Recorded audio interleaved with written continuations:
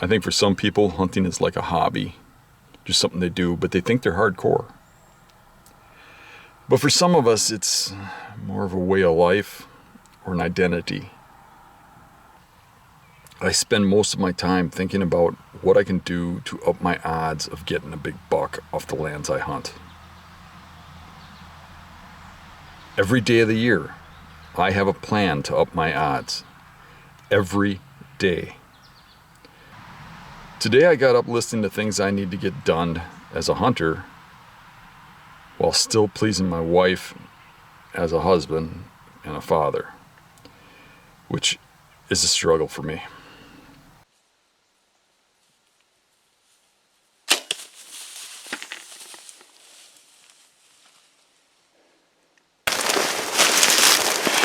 Check it out, Dan. Nice Holy job, buddy. cow, dude. Congratulations. Good job. All right. That thing is awesome. That thing is nice. It's an odd way of life because I could just go to an outfitter or a ranch, but I choose to do it the difficult way.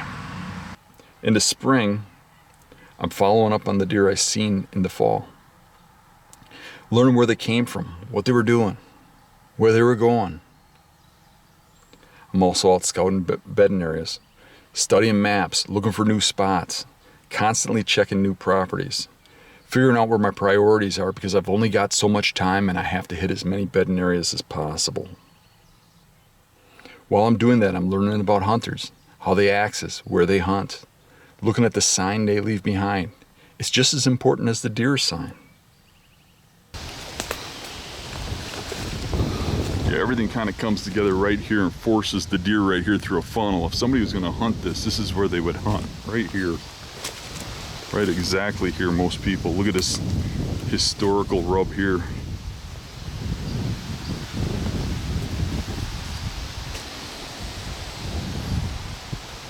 Maybe that tree right there. It's good to see there ain't no permanent stands chained to a tree here. You know, I get over here, and typical to most people, I see the cut shooting lane here from the field edge. So, like most people, I knew somebody had to set up here at some point. They're hunting right on the field edge. They even cut down one of the rub trees. I mean, come on. But they're sitting right there, silhouetted, right where a deer would expect them. You know, what I see is mature bucks, when they come into these areas like this, they really, really are leery about field edges. Sitting on a field edge isn't just, you know, like bad because deer don't get there in daylight, but it's bad because that's where deer expect you to be. It's the danger when they walk into the open. It's kind of like walking into a tunnel for us. You're expecting if there's a problem, that's where it's going to be, or walking into an alley. You know, they're coming out of their natural area into human area. See how you can just kind of read where people are going to be, where hunters are going to hunt. You know, it's like you can kind of see how they come in. They're going to come in from the crops, follow them back to the deer, and they're not going to know how far to go back. They don't look at the bedding and stuff. So they get in from the crops and they're like, well, that's thick. I think the deer are there. So they sit up right on the edge of the field. You know, or they glass from the road and they see the deer come out there during the summer. So they set up there. So you just know there's going to be a setup there. And that's kind of funny because the way I just know it is probably the same way a deer reads that. I mean, that's where they run into trouble. And you got to think like differently than the rest of the people, or you're going to have results like everybody else. I think that person's probably struggling to kill mature deer. Wouldn't doubt it if he gets deer there, though. Not a bad setup for deer. I'm studying maps, looking for new properties, new access, and finding things I missed about old properties.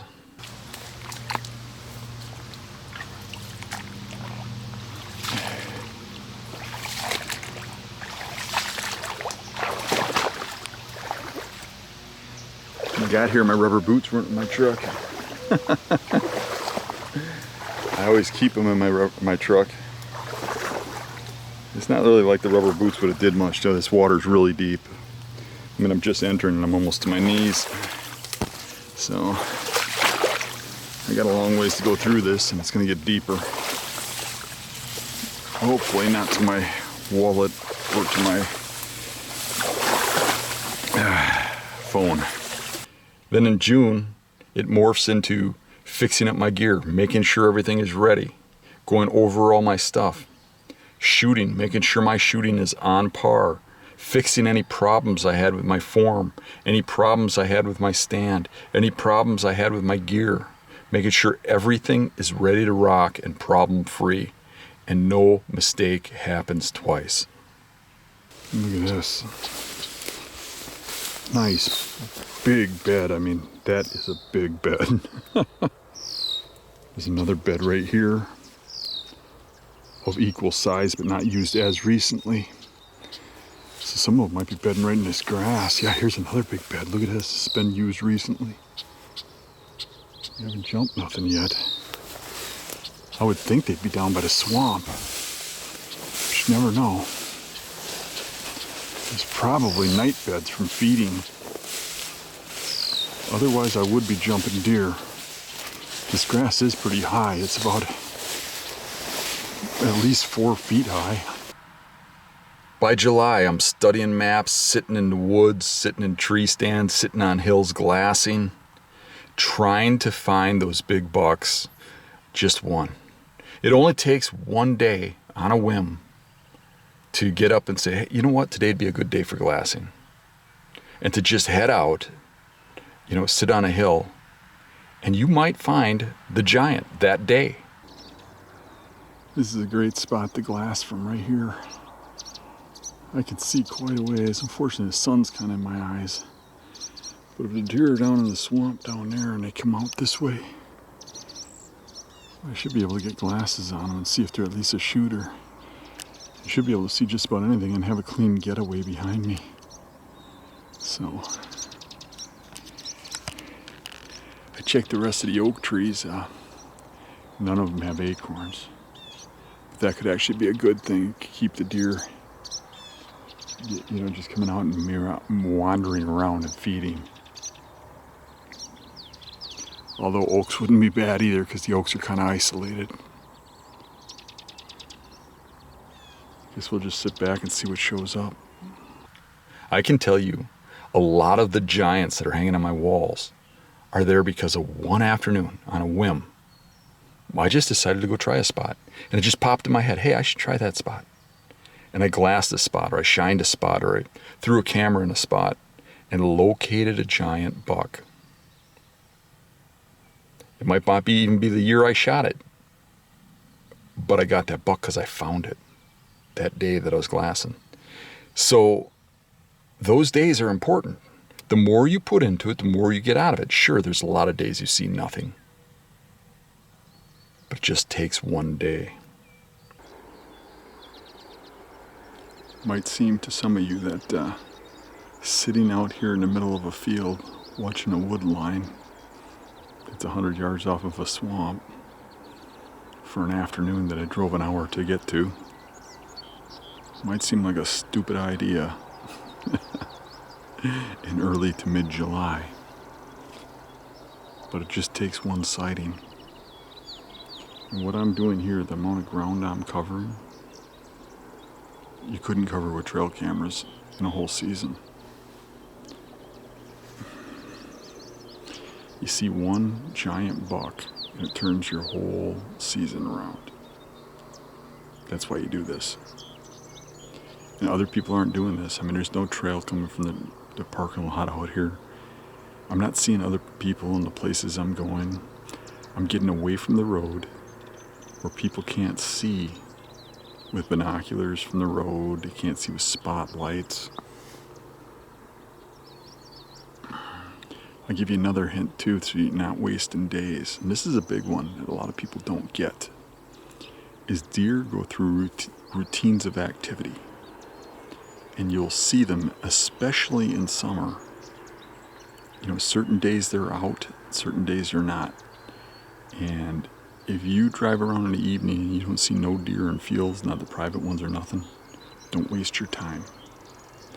But when they're on a time frame like they are right now, where they start moving an hour, hour and a half before dark, and all the way here, the fields were full of deer. So I'm expecting an early movement.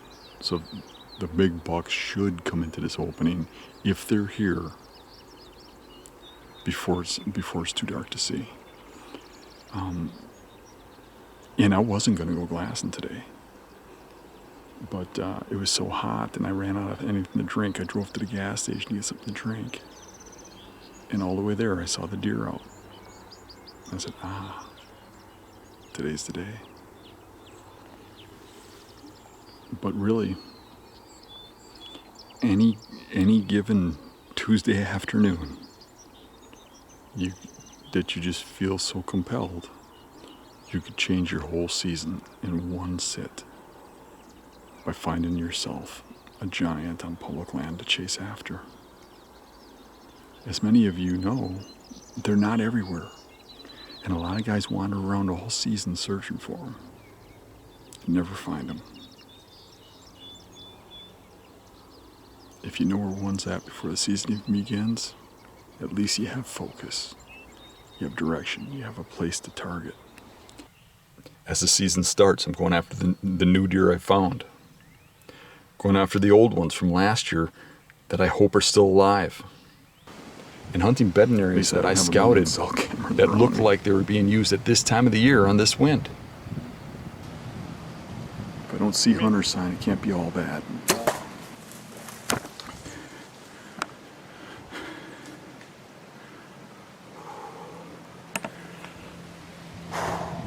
Got me another one. Holy smokes. Look at this thing.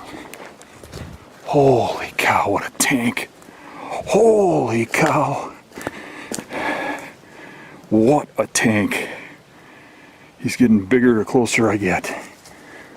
Oh my. Look at that. Wow.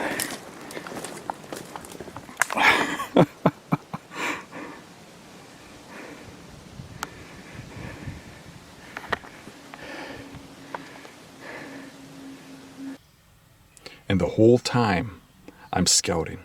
I'm scouting my way into the stands that I'm going to. And I don't even make it to the stands I'm going to all the time.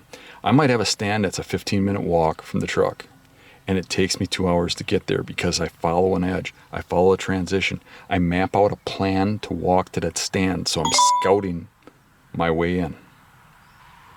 If, while I'm scouting my way in, I find the sign that's hot, big rubs, big tracks, fresh sign, it looks like a good buck is coming in and out of that transition line, I set up right there. I abandoned the plan. Hot sign is better than a spot where I pre-scouted and think might work.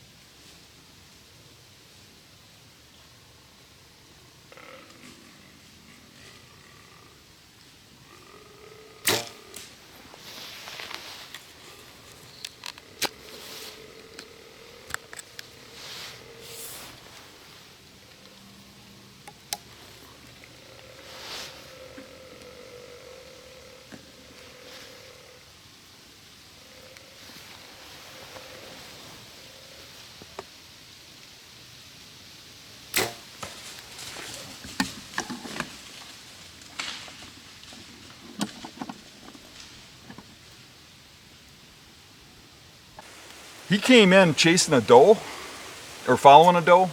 The doe kept looking back, and then I heard these really strange grunts. It sounded like a 6-year-old playing with a grunt call. You listened to that, what'd you think of that? Yeah, that was insane. I never heard one, I mean, just for, what, 5-8 minutes? Just these deep, long grunts. Some of the grunts, the one grunt would last 2 minutes. Yeah. Map scouting out an axis based on wind, presumed bedding or daylight buck areas, and scouting my way to my spot. This is extremely important for 2 main reasons. Number 1, if you find hot sign that is fresh and appears to be from a big buck, that will trump any pre-scouted spot. I hunt it immediately before a buck can come through and smell I've been there.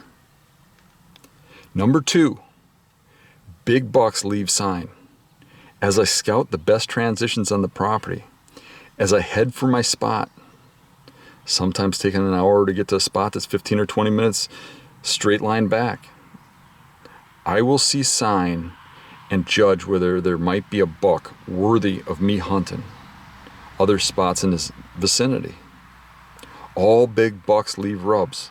If there are no big buck rubs or very few, it's not worth hunting other spots on that property. And those rubs, if that buck is there, are going to be found along that transition line, the types of areas I'm going to use to scout my way to my stand. And this is regardless of if the rubs are at the spots I'm hunting. Bucks leave rubs. All bucks rub. Period. If they're spending time in that area, they're rubbing there. Quite often I hunt new spots I have not hunted or scouted. Maps come out and scouting occurs, and I hunt the spot I found the day I find it. Scouted my way in. I was going to go someplace else, but then I saw there are some good trails and tracks in here. So I'm going to give this a shot. And where that tree line is, just heavy trails coming over to here. And there's bedding back in here. So I kind of spot check this by walking this edge, and there's a real heavy trail coming out of it right there. Another real heavy trail coming out right here. I just got a glimpse of a big crack going through the brush down there. But now I lost track of it. So kind of white.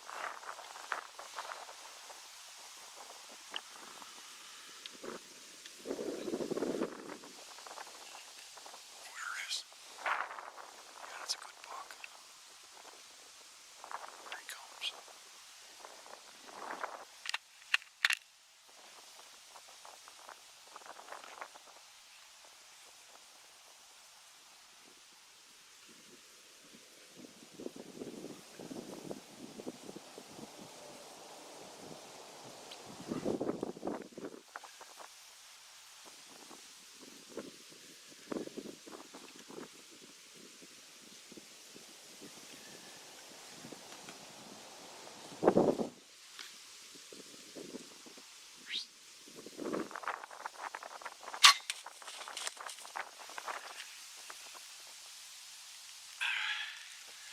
Crap, I look like I hit him high.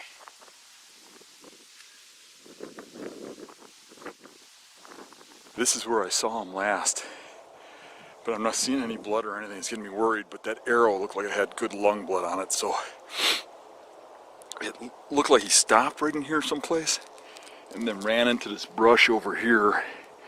I marked that tree right there. I thought he was just like 10 yards past it, and I saw him run in there. This really dead ends. I don't know that he could have gotten out of here. I saw him cross that field. There's water down there, and there's a highway over there. I don't see no blood anywhere, but he was standing like right here. With the high hit, maybe he filled up inside, but sure was a lot of blood sprayed on the grass.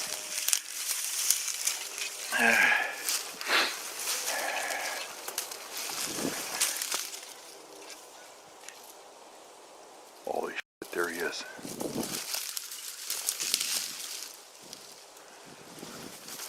Yeah, he's down. He is down.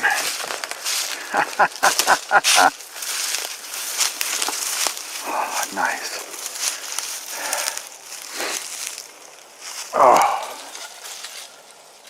Boy, is he a tank.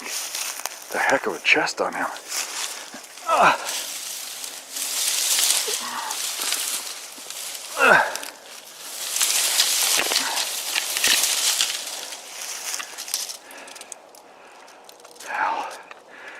Nice. Sometimes it's beneficial to sit back and watch an area an evening before moving in. This works all year, but especially in late season.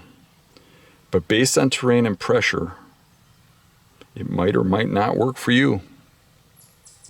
We've been sitting in observation stands, and what we do is, you can kill out of those stands, but they're really good for seeing everything on the farm.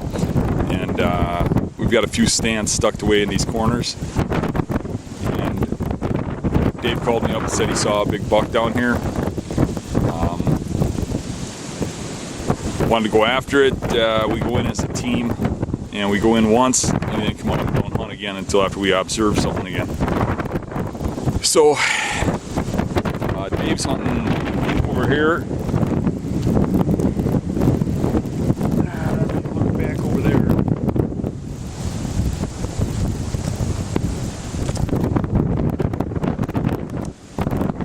If you look over there, there's a food plot over there.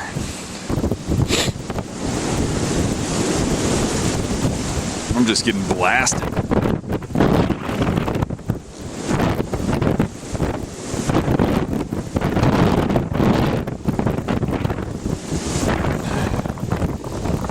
If you look over there, there's a food plot over there. That's where he saw the buck coming in here. He's hunting over there where there's a staging area where they come in and out over there. And I'm hunting at the staging area on the opposite corner of the same wood lot. Here's a map of the farm that we're hunting. This is Dave's farm. It's 70 acres. It's completely surrounded by heavy pressure guys that kill everything they see. These three spots here are observation stands. And this one right here is where Dave was sitting when he saw a shooter buck enter this food plot right here. And the wind was going like this. Based on the known bedding areas and the wind, this is where I expected the buck to be bedded. Either right here with the wind to his back looking out over the CRP field, or back here on the backside of a ridge with the wind coming over the ridge on the lee side. 2 days later on the same wind, we moved in to hunt these spots. Here's where Dave was sitting, and here's where I was sitting. This is the route Dave took to get to his stand. This is the route that I took to get to my stand.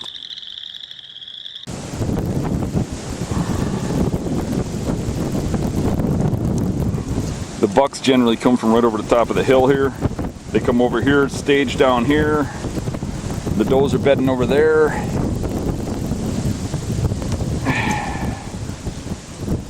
And then they feed off that way, or they come straight through here.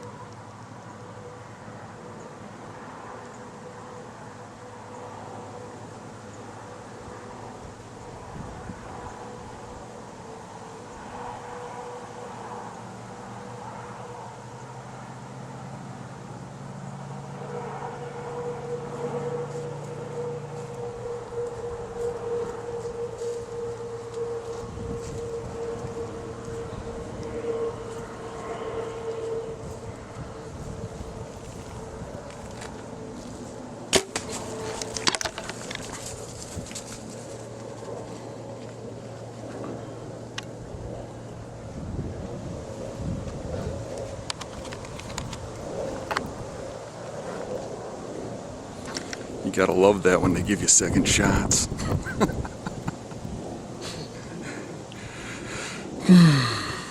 I think it wasn't too long ago I made a statement. If you ever get shot at by the big buck serial killer, don't stop running. What do you guys think? A little busted up. This one's broke. His brow's broke off. Oh, you got some stickers on there. Kickers and stuff, yeah. I want you to see this quick. This is where I shot him with the first shot. Right here. Dave, can you pick this up once? Went in there, exited here, right through the lower chest. And then this is where I shot him the third time, out the other side. And that deer just walked right back up to me for another shot. That's amazing. But the point is, scouting never stops. We scout every day of the year. If this is our lifestyle, if this is our identity, if it's who we are, we're always thinking, we're always plotting. Even when I'm at a wedding, I'm at a family event, I'm at the fair with my wife, we're out eating tacos. I might be smiling at her, and she might be telling me a story. And in honesty, I might be thinking in my mind about my plan for the day, or where I think the next buck's going to come from. Not the greatest person, but it's who I am, and it's why I'm successful.